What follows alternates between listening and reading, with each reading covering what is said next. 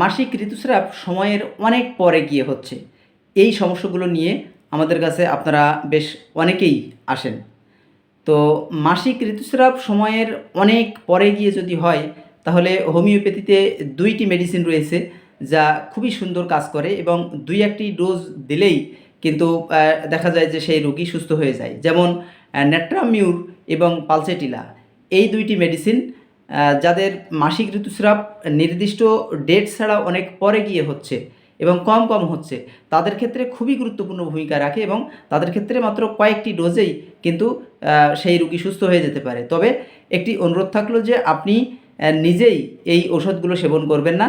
আপনার নিকটস্থ কোনো অভিজ্ঞ হোমিওপ্যাথিক চিকিৎসকের পরামর্শে আপনি ওষুধ সেবন করবেন এবং আপনি একজন রেজিস্টার্ড অভিজ্ঞ হোমিওপ্যাথিক চিকিৎসকের পরামর্শ নেবেন। তাহলে মাত্র ২-১টি ডোজেই আপনি দেখবেন যে আপনার এই সমস্যা থেকে আপনি মুক্তি পেয়ে যাবেন।